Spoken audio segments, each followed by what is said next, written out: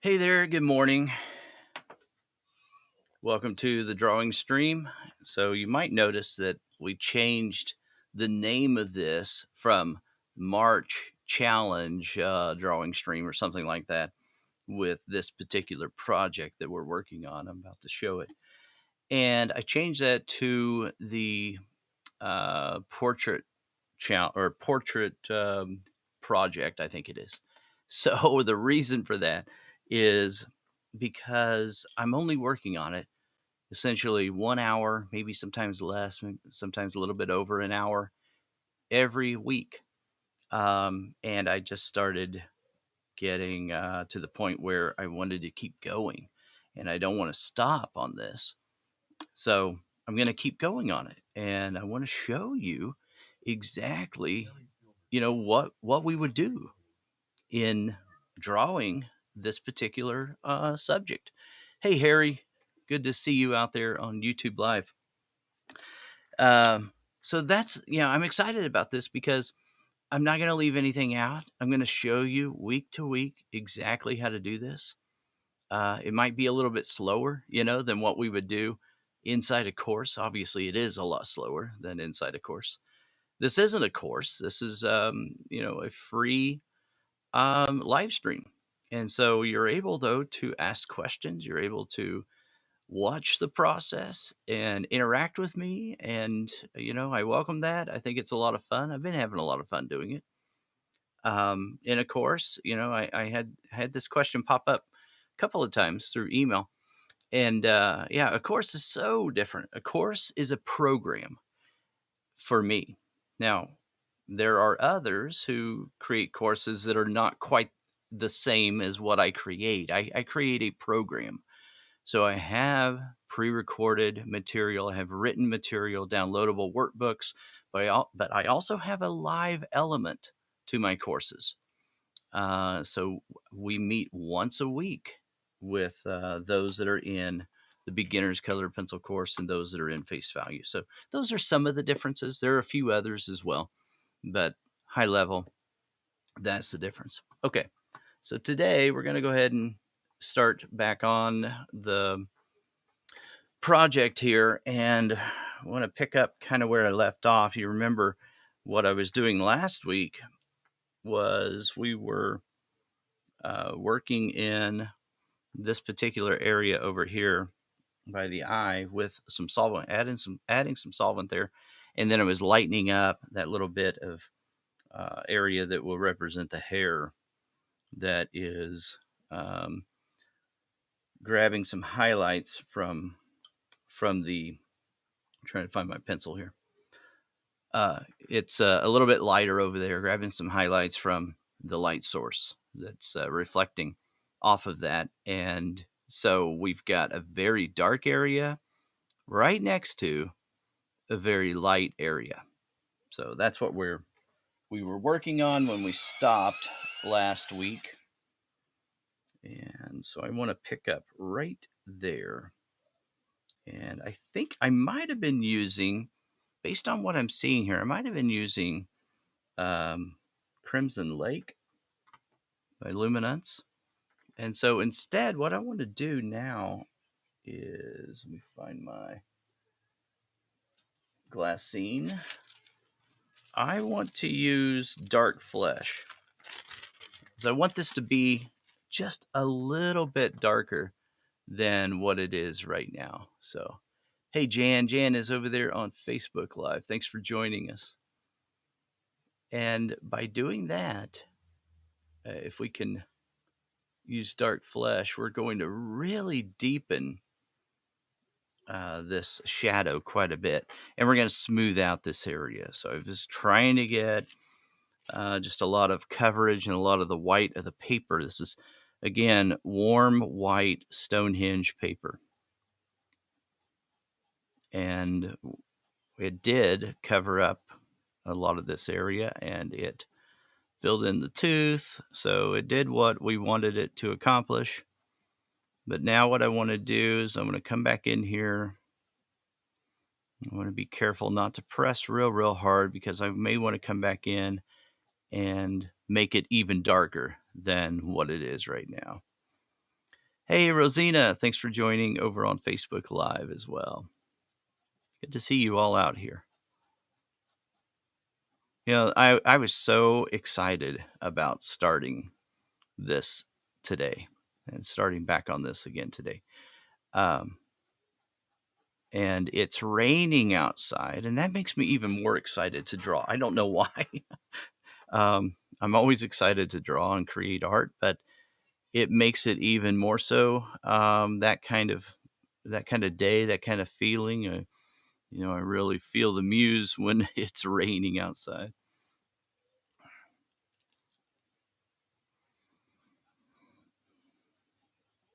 I feel the same way though when the sun's shining. So take that for what it's worth.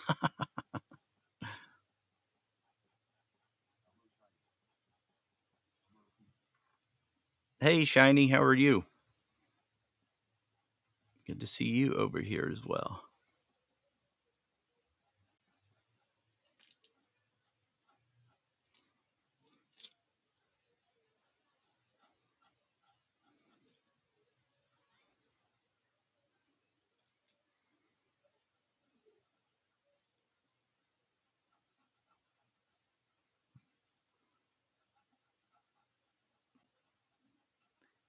So I'm not going to go all the way to this edge.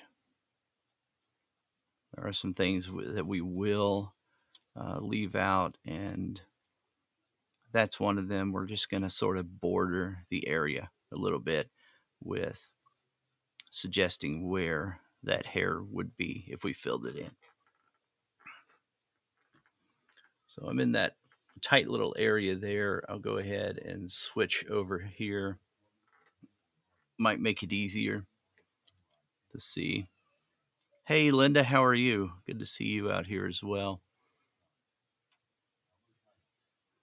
And Pam is out here as well. Good to see you.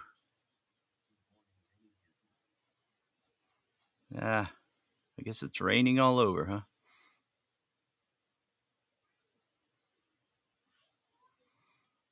Well, we really needed it around here, but I had intended on mowing my yard, and I did not get to it. I had too many things to do. It's getting to that point again where I'm probably going to. I always have to. Probably going to have to hire someone to mow it because I just can't get to it. Um, I always have good intentions. I always think, yeah, I'm going to mow it, and then I can't ever get to it. By the time I can get to it, it's usually really dark outside.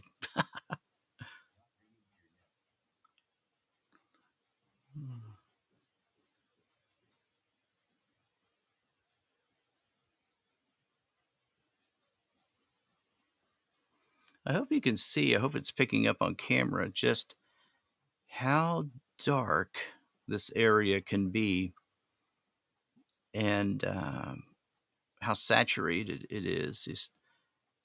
It completely filled the white of the paper, and we let that dry completely. So that made it really nice.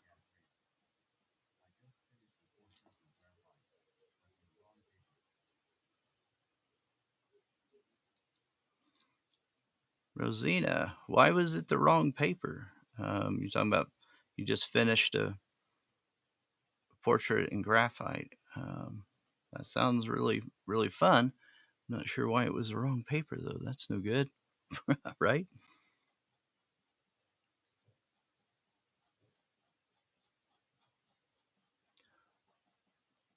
Maybe it was something that you just started and you felt like continuing and you weren't sure. I keep bumping my camera. I apologize for that.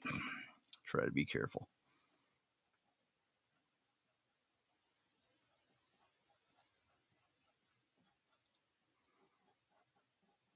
Now, I'm by the time I put the light hair strips over here, it's not going to look like this. You know, these columns right here. But for right now, I just want to leave it like that, and that will give me enough room to make some decisions when I get over there and add the lighter area, because I can go on top and darken this up quite a bit. I'm on Stonehenge paper, so I have to remember that it's going to be easier for me to darken something than it will be to lighten it up again. It's kind of a difference that, you know, I'm up against with this particular paper. So I have to just keep that in mind as I work through this.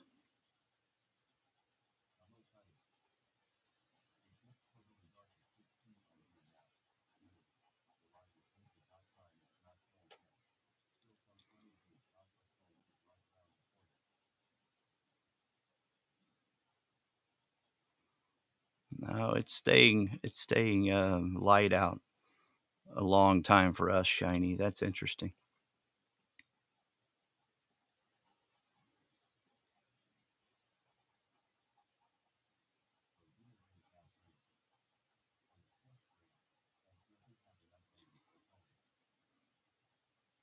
Oh, I got you, Rosina.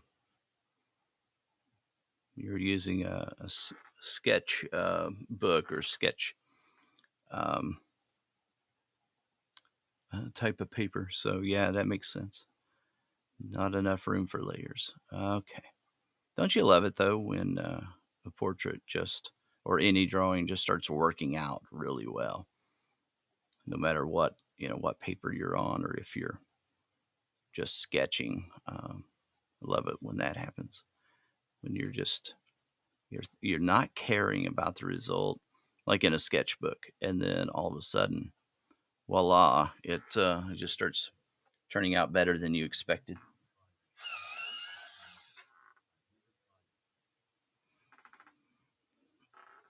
Oh yeah, shiny. I didn't know you've never tried Stonehenge. Yeah, you're definitely going to have to give it a whirl. Yeah, you'll have to try it. It's so good.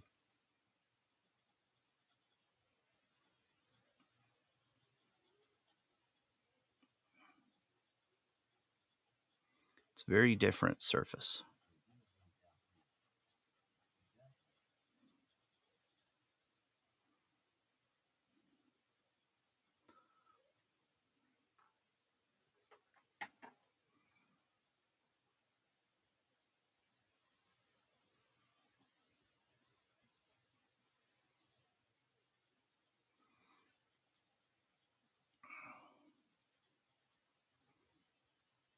I'm gonna have to find my other pencil. This one's a little bit short for what I'm trying to do right there.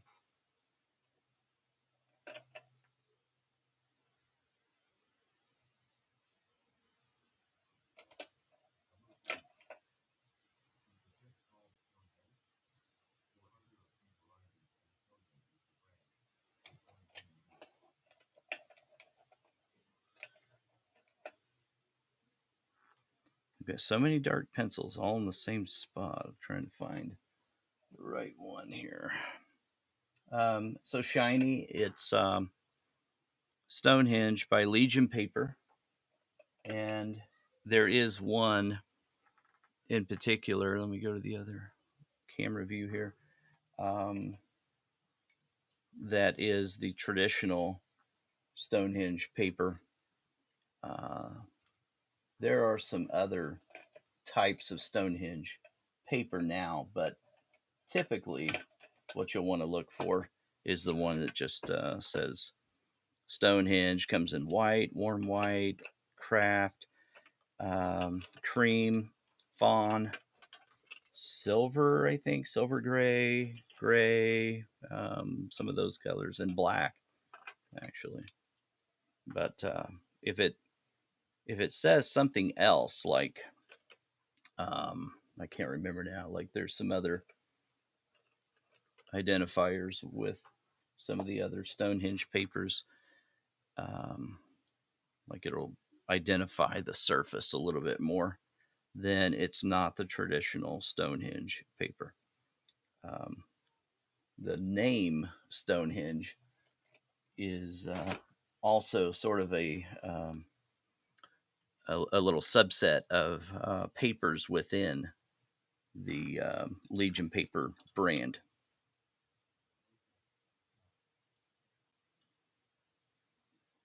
Okay, I guess I'll have to stick with this pencil. I can't find my longer one right now. Might be time to order more of these. I don't know.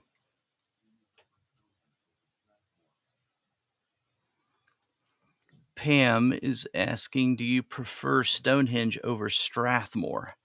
Um, so which Strathmore paper are you talking about, Pam? If you're talking about Strathmore colored pencil paper, then yes.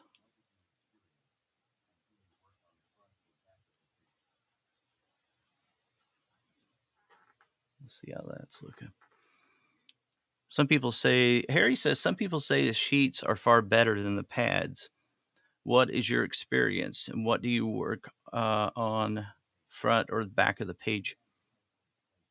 Um, so Harry, yes, there are some minor differences between the pads and the large sheets, and yeah, I can notice that a little bit. I think they're both good though, but the larger sheets seem to be a little softer in my opinion. But I like the individual sheets in the pads also from the pads, or I should say the sheets that come from the pads. And I recently learned a little bit more about using the top side of the paper. I spoke with Michael Ginsberg of Legion Paper, and he graciously agreed to be interviewed on my podcast. So talked to him on there. That'll be coming out soon, and he talked about the fact that you should be using the top side of the paper. I think most often I did that anyway. I don't recall. Most of the time, I believe I do that. But anyway, I noticed there's a difference between the front and the back. Um, and so anyway, yeah, that's my recommendation. Also, just that's what I'm doing here. Is I'm using the top side of the paper. There are many papers that it's perfectly suitable, and in fact, they're made that way to use either side, front or the back. So,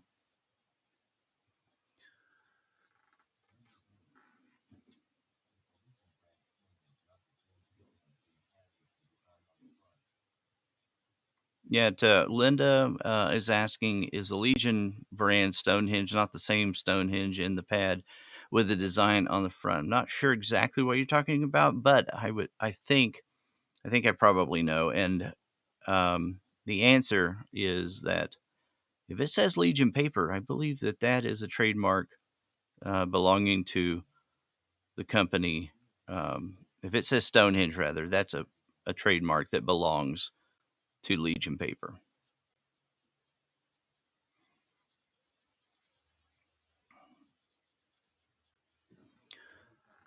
So Pam earlier was asking if I prefer Stonehenge over Strathmore, and I hope I answered that. Uh, Strathmore makes a lot of different papers, and so if we're talking about Strathmore colored pencil paper, then yes, I prefer Stonehenge over that one. But if you're referring to a different surface, then that answer might vary. I don't know. I probably would prefer Stonehenge, um, depending on what paper you're talking about, though.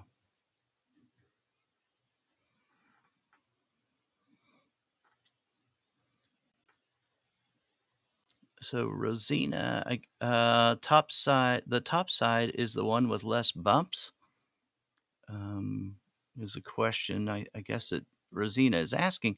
And, I'm not sure if we would call it less bumps or not. It's a more, I think what it is it's a more um,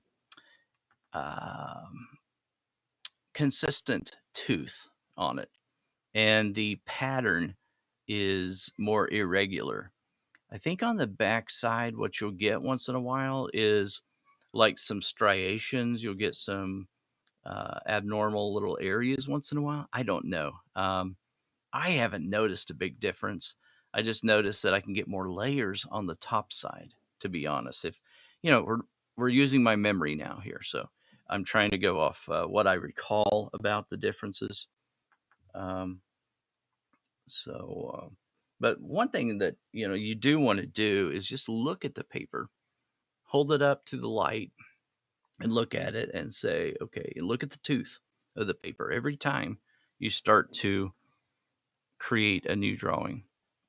And you want to evaluate if there are any problems on the surface of the paper. And depending on where any kind of issues are on the paper, you may want to discard that particular sheet or something. It may have got damaged, who knows? Something like that. Oh, yeah. So Pam is asking Bristol Vellum 400 series Strathmore.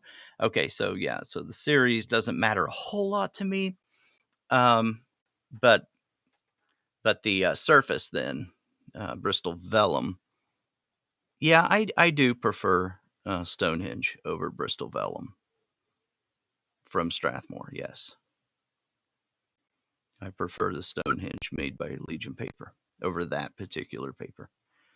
So there's not a whole lot of difference in the 400, 500, and 300 series. Um, the quality of the particular makeup of the paper is better when you're talking about 500. 400 is nearly as good as 500. 300 is more of a student grade. So they all perform about the same. Um, Obviously, 500 probably is going to do a little bit better job than what a 300 would do, right? But are we going to see a ton or world of differences between all those? Maybe not.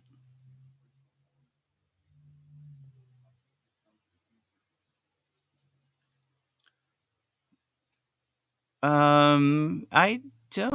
So I don't recall. Linda is asking if Bristol Vellum is a smooth paper. I think it comes in two surfaces.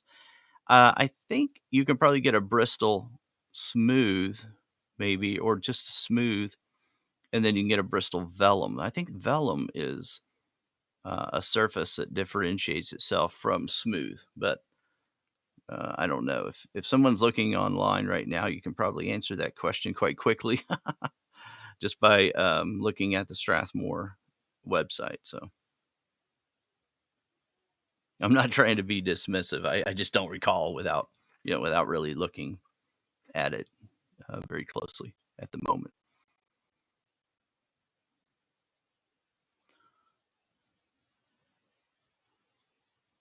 All right, I want this slow gradation over here. Yeah, I hope that helped, Pam and Linda. Good questions. I love it.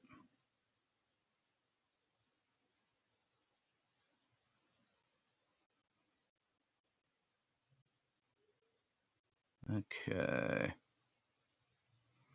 That's probably enough at the moment for with that dark flesh in that area. So I'm going to use my Crimson Lake now, and I need to sharpen it. I'm going to have to take inventory after I'm off the off the live stream this morning. Make sure I have enough of my Crimson Lake and Dark Flesh. It looks like I might be getting low.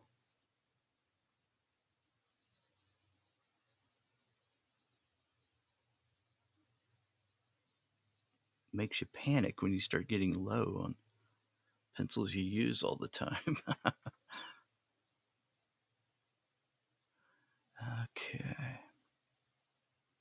I am looking forward to so many things, but I'm really looking forward to the workshop this particular weekend coming up on Friday. It's going to be so fun.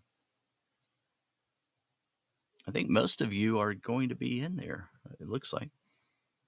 Um, if you're not in that one, you missed it this time, that's okay. It is full now, but we'll have another one in June, towards the end of June. So okay, we're getting a little bit of a buildup.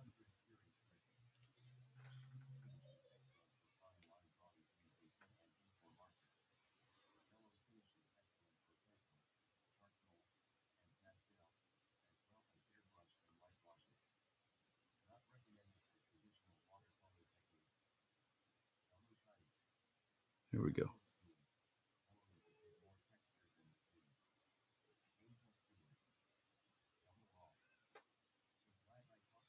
Just removing just a little bit of some of that buildup right there. There we go.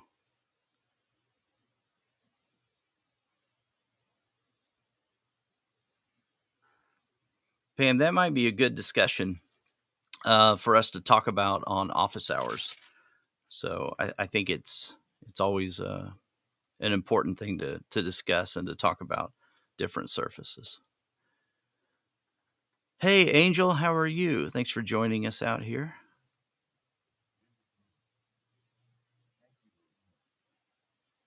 And Angel is Angel's going to be in our workshop. I'm so excited about that. Harry will be there. Um, Linda will be there, and many others. If I start naming names, I'm going to leave somebody out. Sorry.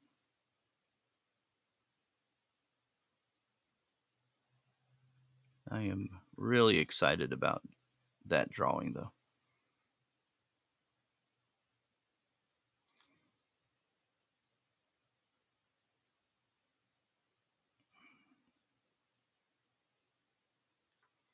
Okay.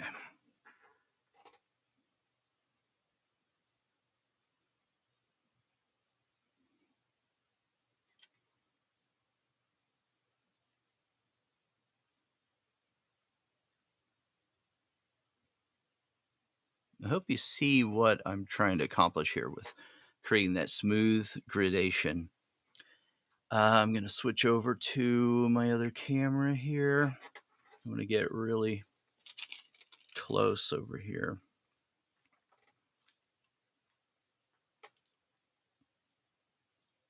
I just want to clean up just a few areas, and sometimes just squinting our eyes helps us to see if there's any kind of differences in the value. For those of you who are in or have taken the beginner's color pencil course, this is one of the essential skills in the your turn sections that I talk about, where you're taking one color and you're fading that value from full saturation to the white of the paper. This is exactly what we're doing right here.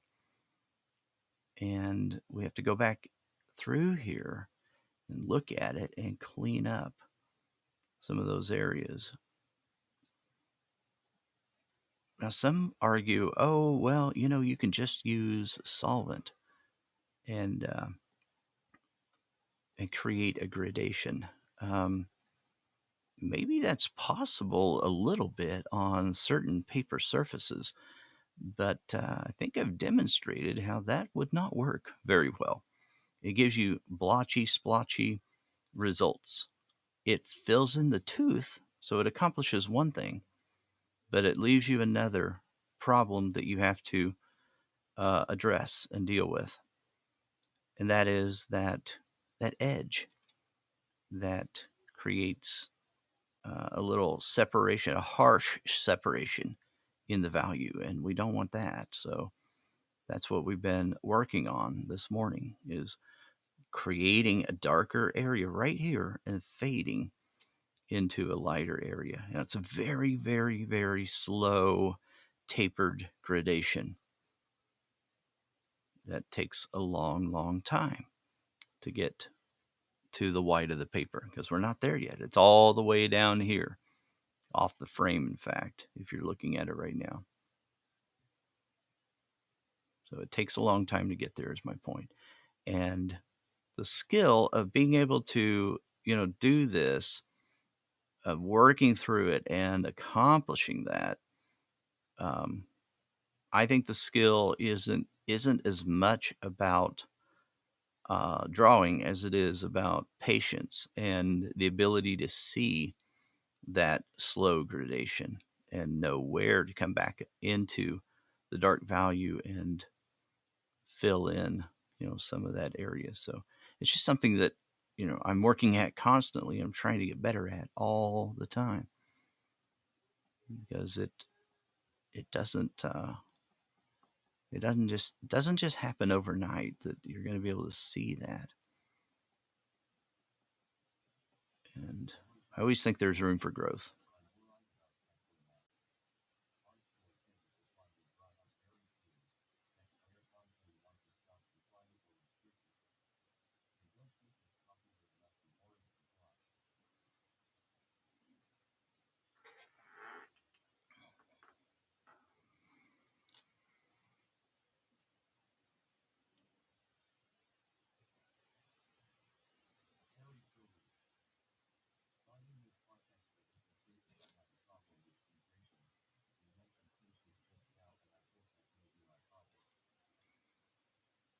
Oh, I totally get it, Harry. I'm right there with you. It takes me a while to get into the right mindset to be able to say, okay, no, just stay in your chair and keep working on it. So I get it.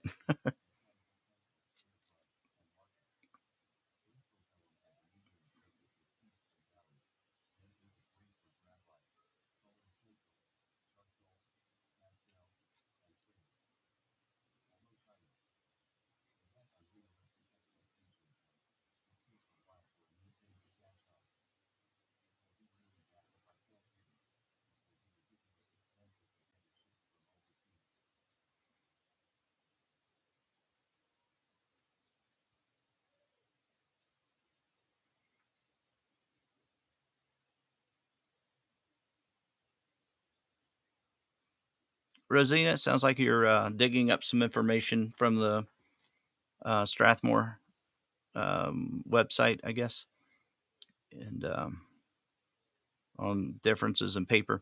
Yeah, it might be helpful if you could put the link out there. Appreciate that. Yeah, so it's Strathmore handles a lot of papers, probably not as many as Legion paper does, but maybe I don't know. They handle a lot of papers. Legion Legion paper actually handles.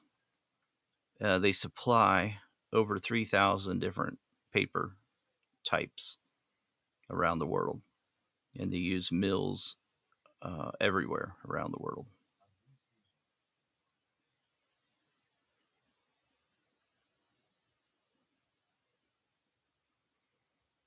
So, Shiny, you're talking about that someone indicated to you that there is some kind of, they think there's going to be some kind of shortage in pastel mat. I've not heard that. Interesting. Not sure where they got their information, but um, hmm, interesting. I don't know. Pastel mat's been around quite a long time, though. I mean, several years, I'll put it that way. It seems to be popular to me, though, but I don't know for sure. I guess we'll just have to see. It's not the only paper out there, so. All right. Let me see here. I'll come back in here, remove just a little bit of this. And again, blurring this section by squinting my eyes a little bit helps me to see where some of that uneven gradation is.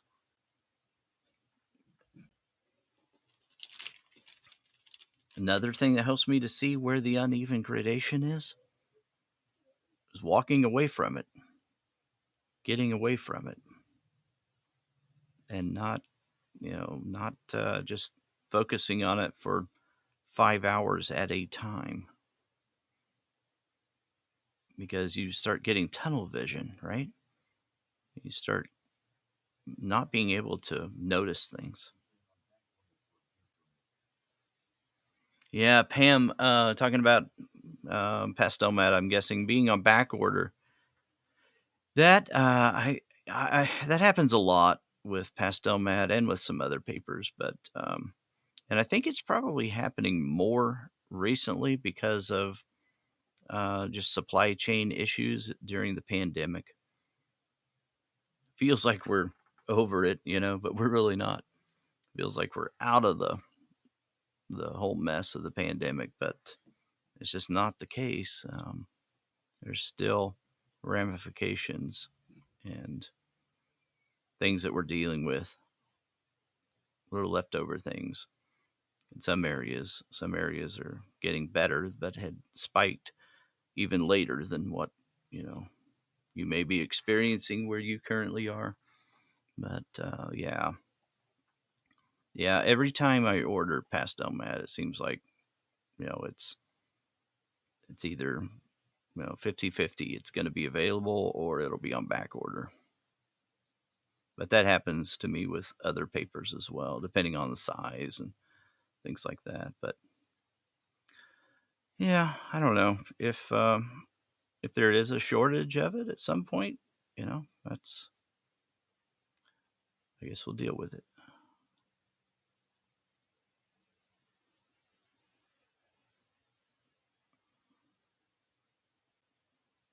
Okay, move over just a little bit. I'll switch cameras here. I'll take a look at the overall here. Now, at this point, I can come back over and sharpen this. Come back over here to this side plane of the nose.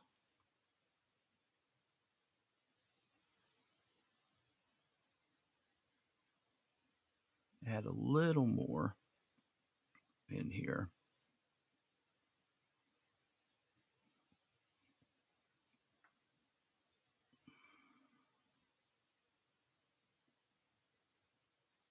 There we go.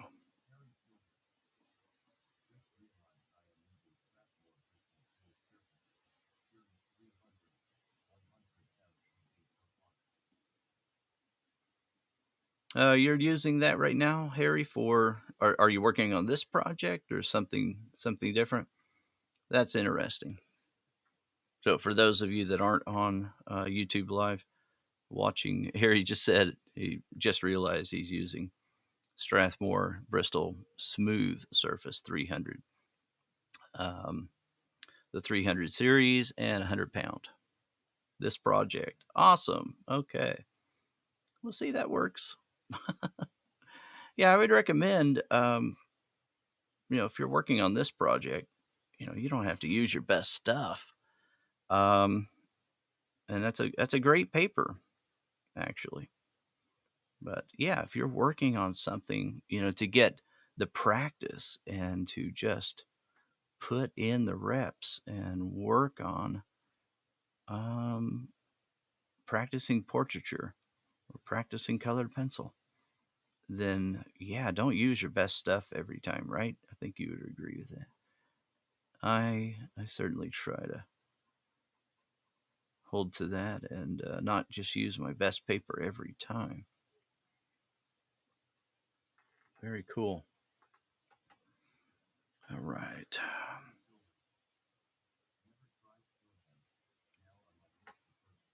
Ah, yeah, you'll have to let us know what you think, Harry, after you've tried Stonehenge. I know most of you, well, I shouldn't say most, but several of you that have been talking about differences in Stonehenge and Strathmore have used Stonehenge. Linda, I know you have inside the face value course. and many Jan, I think you have as well.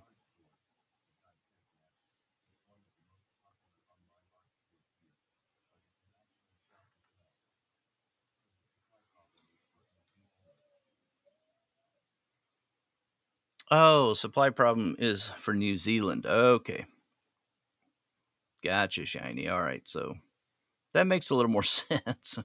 Okay, I hope that that doesn't become a problem where you can't get it. That'd be awful.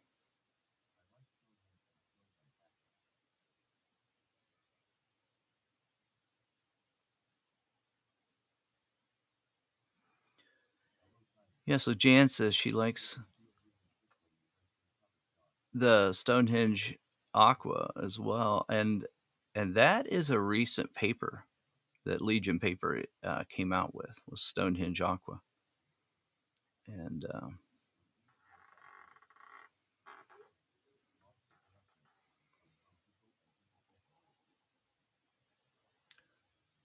so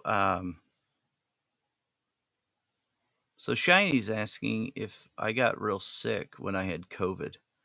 I mean, depends on what you call real sick. No, I would have to say no, um, because I had friends that died, um, and so no, I don't think I was very sick. I didn't lose my life, and I had some moderate things happen, so it's really, really sad what happened to many, and so yeah. But thanks for your concern. I appreciate it. And I know a lot of us have had friends and relatives who have passed away. So it's really, really been awful. Okay. Yeah, Jan's talking about that watercolor paper. Yeah, they first came out with, if I understand it correctly, the black aqua paper, and that was in response to like the pearlescence kind of watercolors that started coming out, and all these iridescent and pearlescence colors that were flooding the market for a little bit there. And it's really beautiful if you go and look at some of the work that's been done on some of that paper. I don't know that I've seen a whole lot of colored pencil work done on it, but maybe there is, and I just haven't seen it. That'd be really cool to see some of that. Hey, Deborah. Deborah is joining us as well over there on YouTube Live. But yeah, I mean, like I mentioned earlier, there's a whole lot of papers now that are also, put out by Legion Paper that are adopting that, or they're under that name of Stonehenge. So it's really, really exciting. Okay, but that traditional printmaking, that was a initial reason for it. That printmaking paper called Stonehenge is the one I'm referring to. It's the one I love, and that's what I'm using right now on this particular drawing. There's something about just the smoothness of this paper that you just can't get, in my opinion, on anything else. It's a paper that takes a lot of layers, and you've got to treat it in a certain way. You've got to handle it in a certain way, right? But it's a lot of fun.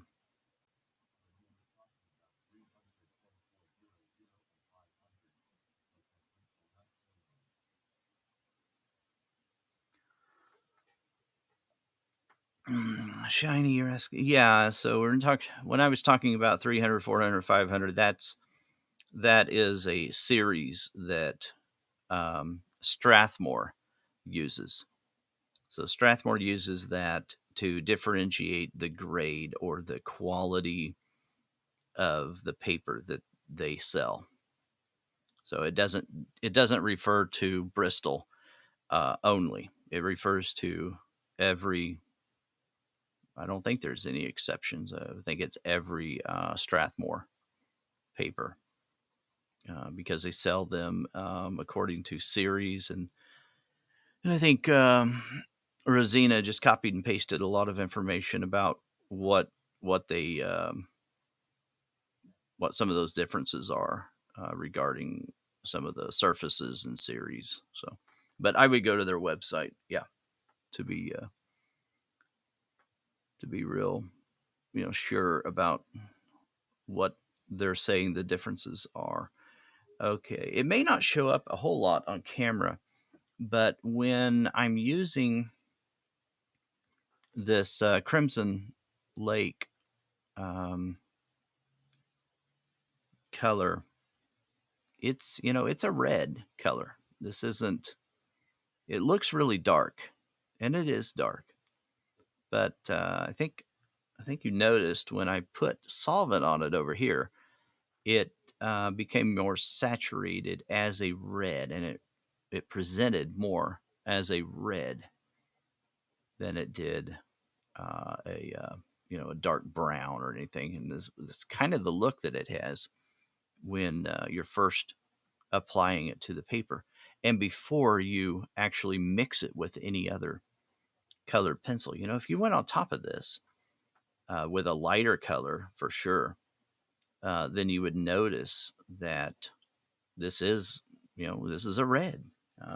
Especially if you used, like a white. I'm going to grab a scrap sheet of paper here and show you what I'm talking about. Let me see here. Okay. So I've got a sheet of paper this is pastel matte. It's just what I had right here handy. Okay. So this is Crimson Lake. All right. So if I put white, let me just grab a couple different pencils. So white Pablo over that. Let's see what that does. Let me zoom in here just a little bit. It's probably hard to see. Not a whole lot of difference. It just kind of dulled it down, right? If I put Ivory by Polychromos, slightly different color. Let me now choose. Let's see here. So this is a Canson board, okay, and I'm going to put a little bit of this Crimson Lake down.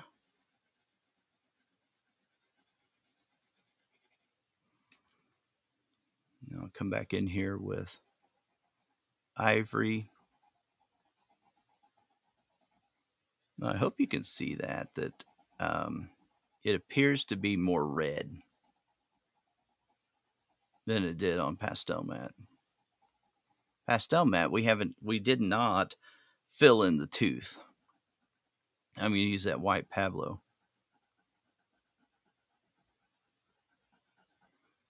That also appears to be more red. Let me zoom out just a little bit. I'm hoping that that's staying in focus for you.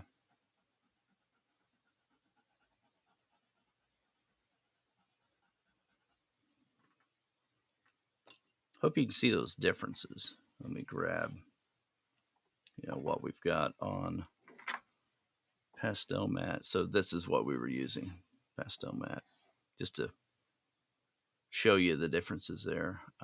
Didn't fill in all the tooth over here on Pastel Matte, but what a difference in the two. I hope you can see that. I hope it show it up enough on camera there.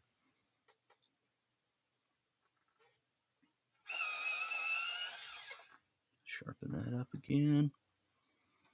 Okay. Come back over in this area. Now I'm on Stonehenge, so that this will be closer to that Canson board that you saw.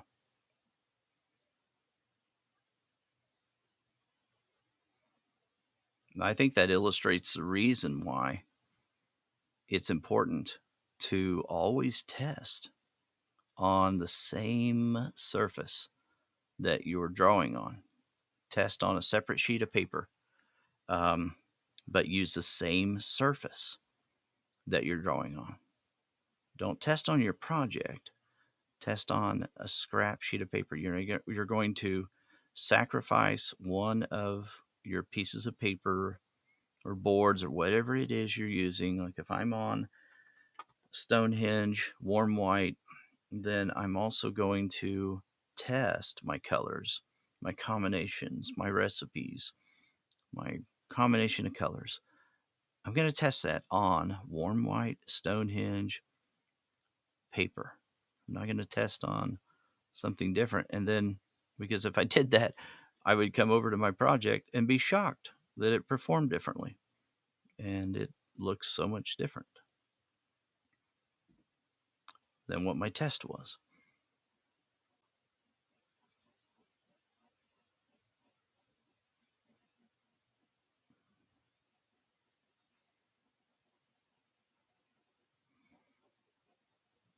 I really love this pencil for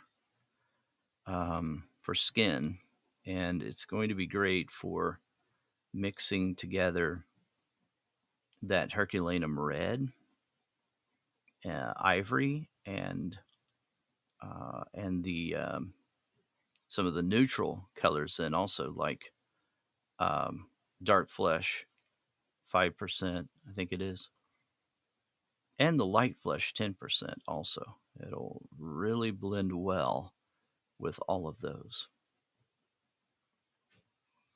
And you'll start to see some of that red come out, which is nice.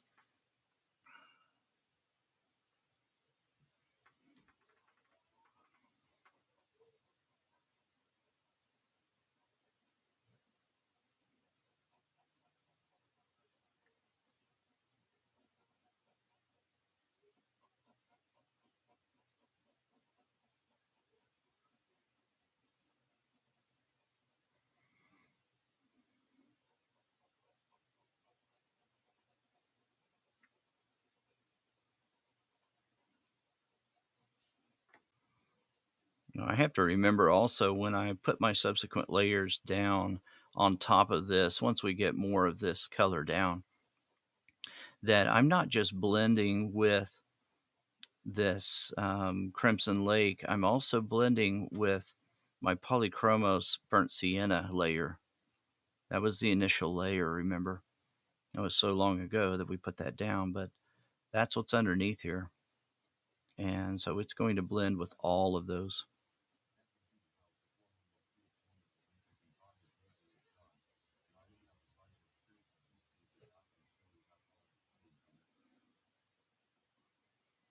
Oh, yeah, good idea, Shiny. Yeah, they definitely do. They don't all show the same.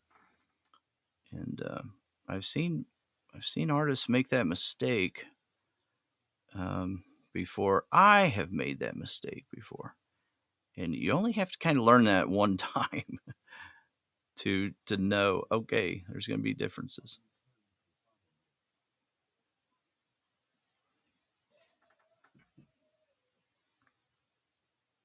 Oh yeah, I'm using Carmine Lake. Yes, Linda. Okay, I was calling it, I think, Crimson Lake, and actually, I'm looking at it closer. It's Carmine Lake. So, yeah, thanks, Linda. It's number 575. So I've been saying it wrong for the past hour. Crimson Lake, I think, is a totally different pencil. Um, I think that one is Crimson Lake. Crimson Lake. is that I think that might be a polychromos line. I think, but yeah, I'm using Luminance Carmine Lake.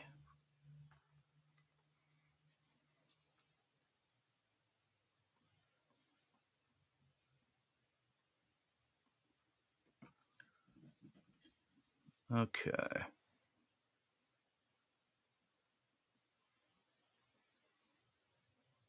Did you notice what happened there? I don't know if I'm zoomed in close enough, but there's a little bit of a clump of pigment that just started gathering in one spot. So I had to remove that.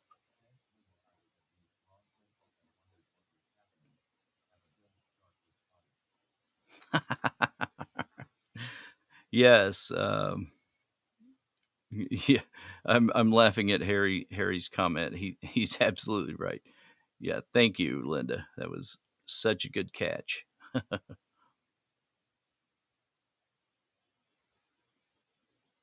gotta watch me. You gotta keep me in line. Apparently,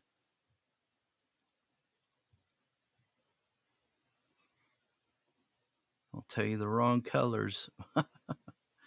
Okay, let's take a look at that. I need to be a little bit smoother up on top here on this side of the cheek as it curves into that dark side of the cheek.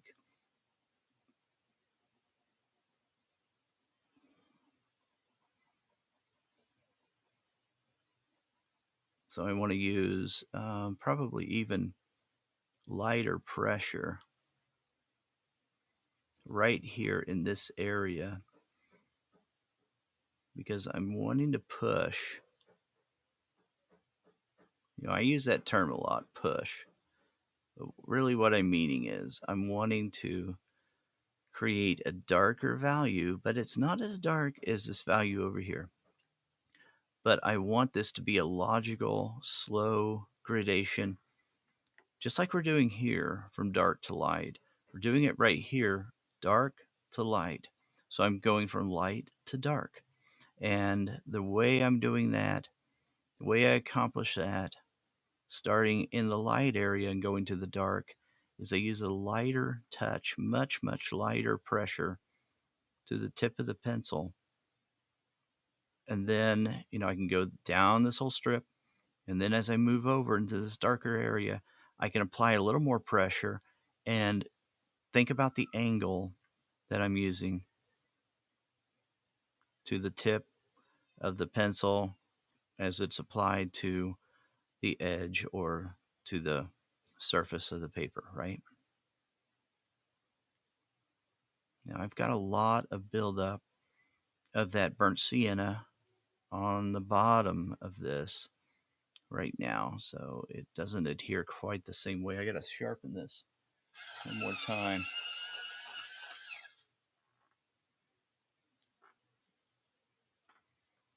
There we go.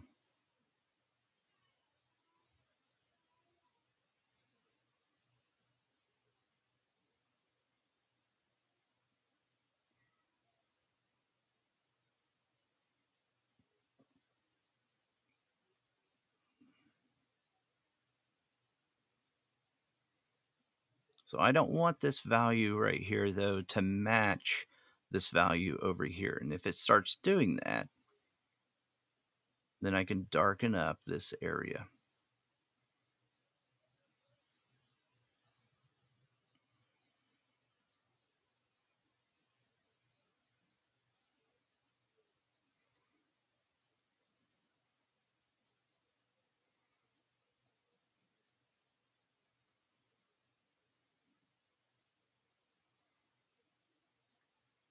We're almost out of time this week. Um, so we'll have to stop here a little bit and then we'll just have to remember what we were doing as we get back to the live stream next week. We've only got this week and next week to work on this.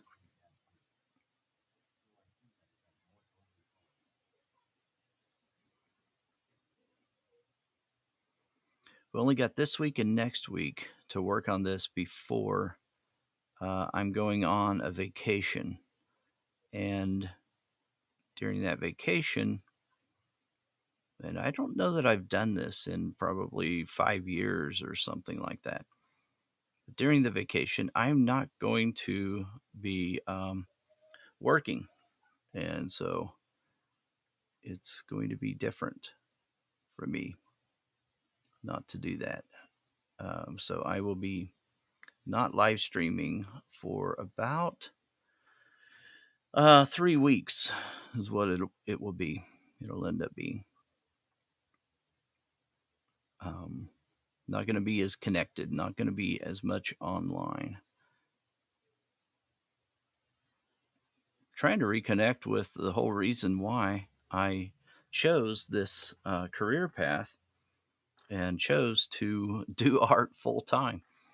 Um, while it does make very good money, it's profitable. That's not the reason I went into it. I went into it because I enjoy art, and I enjoy time freedom. I want the time and the ability to spend time with my family.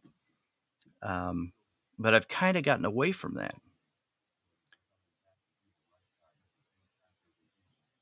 Yeah, absolutely, Harry. When I get back, yeah, we're full steam ahead again. We're going to be, you know, picking up where we left off. And but yeah, I'm trying to reconnect with the whole reason why I started doing this in the first place. you know, you you get to that point where where you're just working all the time, and even though I love my work, love it, but there does come a point where it's a good thing to switch some things up and do some things that are different. Now I'm really looking forward to sketching while I'm out west, and taking a lot of photos and videos, the photos primarily. Really looking forward to that as well. And so it's not like I'm not going to be working at all. There'll be there'll be some things that will be work related, I suppose.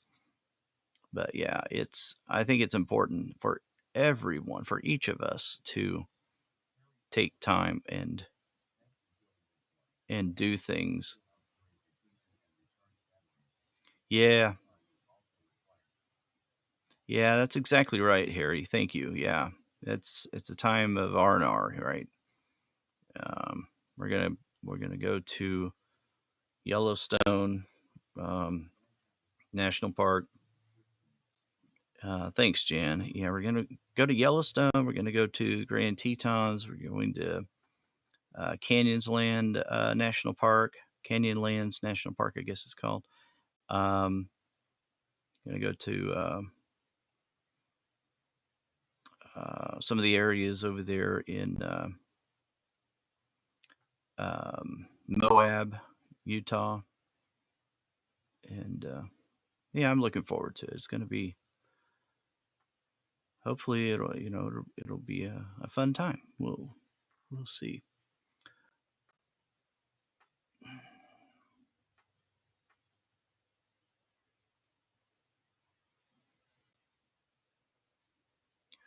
All right.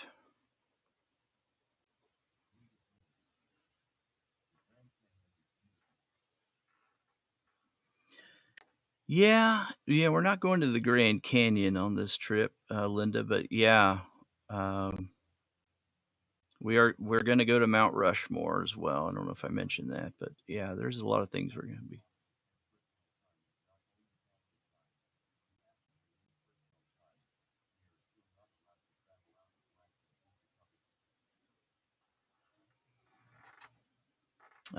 Yeah, I hear you, Harry. I agree so much. Yeah, personal time, yeah, is important.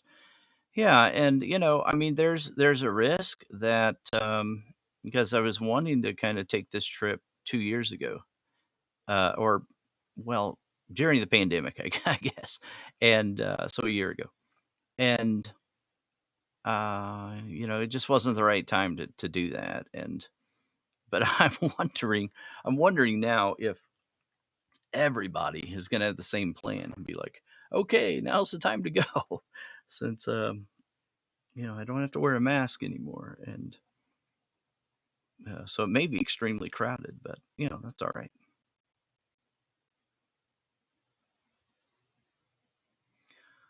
All right.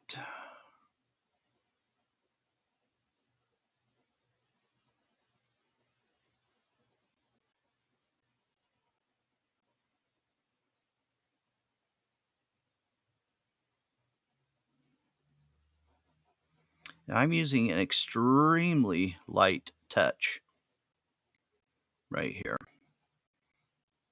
and I'm not sure how fast it looks like I'm going, but I am moving the pencil across the surface a little faster than I was when I'm sort of looking for areas in real small, tight spots.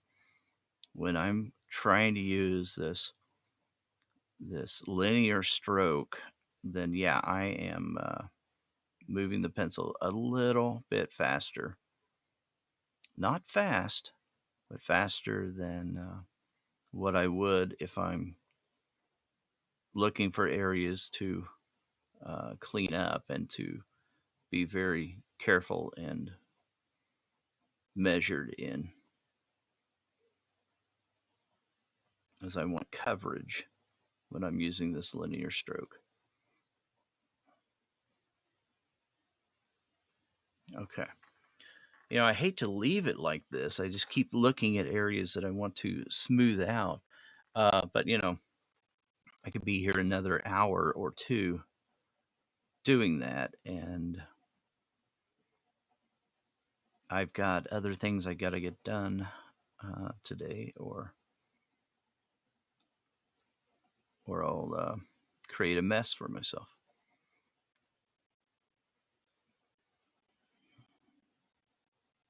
All right. I think we're going to leave it right there, guys. I hope you're enjoying this. And I'll take that away. We can look at the progress that we're making. We've still, we've got a lot to do yet. Right in here, we've worked this area though quite a bit, a little bit up in here, and some of this, but we've got to blend all this together, and we're going to be able to do that with that Herculaneum red in particular is going to help us. That's what's underneath here. That's the Herculaneum red right there. So, yeah, you're welcome, Linda. Thanks for joining, and I appreciate you joining. Even if you're watching the replay, I appreciate you watching the replay. And you're welcome, Harry. Thanks for being out here.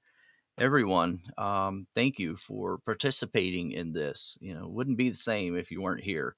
And even if you're watching the replay, I was going to say, go ahead and like the video, please. That will help other people find it as well.